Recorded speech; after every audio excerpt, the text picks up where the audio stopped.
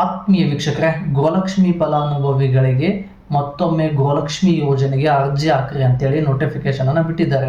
ಯಾವ ರೀತಿ ಅರ್ಜಿ ಹಾಕಬೇಕು, ಅದರ ಜೊತೆಗೆ ಏನೆಲ್ಲ ಡಾಕ್ಯುಮೆಂಟ್ಸ್ಗಳು ಬೇಕಾಗುತ್ತೆ, ಅರ್ಜಿ ಹಾಕಲಿಲ್ಲ ಅಂದರೆ ಏನಾಗುತ್ತೆ, ಲಾಸ್ಟ್ ಡೇಟ್ ಏನಾದರೂ ಇದೆಯಾ ಅಂತ ಕೂಡ ಭಾಳಷ್ಟು ಫಲಾನುಭವಿಗಳು ಕಮೆಂಟ್ ಕೂಡ ಮಾಡ್ತಾ ಇದ್ರೆ. ಇನ್ನು ಕೆಲವೊಂದಿಷ್ಟು ಫಲಾನುಭವಿಗಳಿಗೆ 2,000 ಅಮೌಂಟು, ಕೆಲವೊಂದಿಷ್ಟು ಫಲಾನುಭವಿಗಳಿಗೆ 4,000 ಅಮೌಂಟು ಕ್ರೆಡಿಟ್ ಆಗಿದೆ. ಬಟ್ ಇನ್ನೂ ಕೆಲವೊಂದಿಷ್ಟು ಫಲಾನುಭವಿಗಳಿಗೆ ಗೋಲಕ್ಷ್ಮಿ ಯೋಜನೆ ಹಣ ಕ್ರೆಡಿಟ್ ಆಗಿಲ್ಲ. ಯಾಕೆ ಕ್ರೆಡಿಟ್ ಆಗಿಲ್ಲ, ಕೊನೆಯ ದಿನಾಂಕ ಯಾವಾಗ ಕ್ರೆಡಿಟ್ ಆಗುತ್ತೆ ಅಂತ ಕೂಡ ಕೇಳ್ತಾ ಇದ್ರೆ ಇದ್ರ ಬಗ್ಗೆ ಸಂಪೂರ್ಣವಾಗಿ ತಿಳಿಸ್ಕೊಡ್ತೀನಿ. ಮೊದಲನೇದು, ಯಾರೆಲ್ಲ ಗೋಲಕ್ಷ್ಮಿ ಯೋಜನೆ ಹಣವನ್ನು ಪಡ್ಕೋತಾ ಇದ್ದೀರಲ್ವ, ಇವರಿಗೆ ಅರ್ಜಿಗೆ ಮತ್ತೊಮ್ಮೆ ಅಪ್ಲಿಕೇಶನ್ ಹಾಕಬೇಕು, ಅಂದ್ರೆ ಮತ್ತೊಮ್ಮೆ ಅರ್ಜಿಯನ್ನು ಸಲ್ಲಿಸಬೇಕು.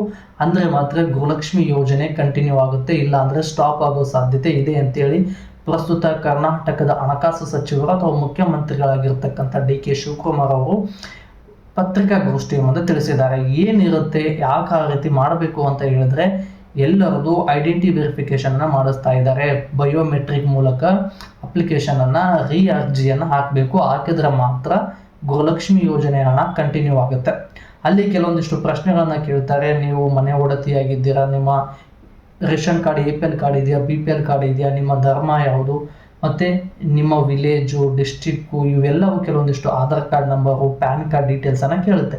ಇವೆಲ್ಲವನ್ನು ಎಂಟ್ರಿ ಮಾಡಿ ನಿಮ್ಮ ಬಯೋಮೆಟ್ರಿಕನ್ನು ಕೊಟ್ಟರೆ ನಿಮ್ಮ ಅರ್ಜಿ ಕಂಪ್ಲೀಟ್ ಆಗುತ್ತೆ. ಈ ಅರ್ಜಿಯನ್ನು ಕೊಟ್ಟರೆ ಮಾತ್ರ ಗೃಹಲಕ್ಷ್ಮಿ ಯೋಜನೆ ಹಣ ಕಂಟಿನ್ಯೂ ಆಗುತ್ತೆ, ಇಲ್ಲ ಅಂದರೆ ಕಂಟಿನ್ಯೂ ಆಗೋದಿಲ್ಲ, ನೆನಪಿರಲಿ. ಇದನ್ನು ನೀವು ಫೋನಲ್ಲೇ ಮಾಡ್ಬೋದು, ಬಟ್ ಬಯೋಮೆಟ್ರಿಕ್ ಫೆಸಿಲಿಟಿ ಇರೋದಿಲ್ಲ ಫೋನಲ್ಲಿ.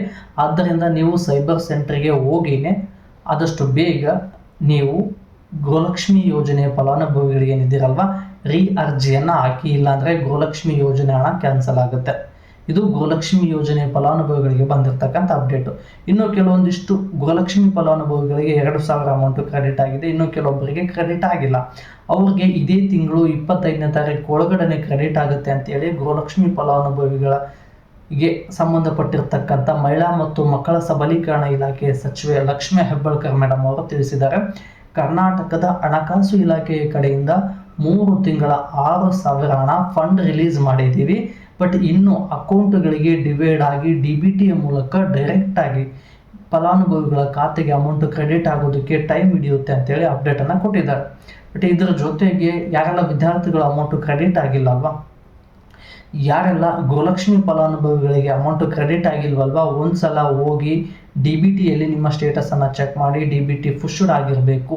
ಅಲ್ಲೇ ಏನಾದರೂ ವೆರಿಫಿಕೇಶನ್ ಪೆಂಡಿಂಗ್ ಇತ್ತು, DBT ನೋ ಅಂತ ಏನಾದರೂ ಇತ್ತು ಅಂದರೆ ಕರ್ನಾಟಕದ ಹಣಕಾಸು ಇಲಾಖೆ ಕಡೆಯಿಂದ ಫಂಡ್ ರಿಲೀಸ್ ಆಗಿಲ್ಲ, ನಿಮ್ಮದು ಅರ್ಜಿಯನ್ನು ಮತ್ತೊಮ್ಮೆ ಹಾಕಬೇಕು, ಬಯೋಮೆಟ್ರಿಕ್ ಥ್ರೋನೇ ಕೊಡಬೇಕು.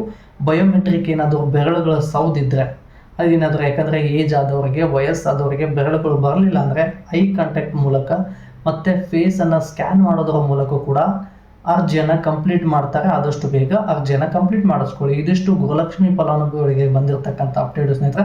ಮತ್ತು ಇದೇ ರೀತಿಯಾಗಿ ನಾನು ಹೆಚ್ಚಿನ ವಿಡಿಯೋ ಮಾಡಲು ನಿಮ್ಮ ಪ್ರೋತ್ಸಾಹದ ಅವಶ್ಯಕತೆ ಇದೆ. ಈ ಪ್ರೋತ್ಸಾಹವನ್ನು ವಿಡಿಯೋಗೆ ಲೈಕ್, ಶೇರ್, ಕಮೆಂಟ್, ಸಬ್ಸ್ಕ್ರೈಬ್ ಮಾಡ್ಕೊಳ್ಳೋದ್ರ ಮೂಲಕ ಸಪೋರ್ಟ್ ಮಾಡಿ ಅಂತ ಹೇಳ್ತಾ ಮತ್ತೆ ಮುಂದಿನ ವಿಡಿಯೋದಲ್ಲಿ ಸಿಗೋಣ. ಧನ್ಯವಾದಗಳು.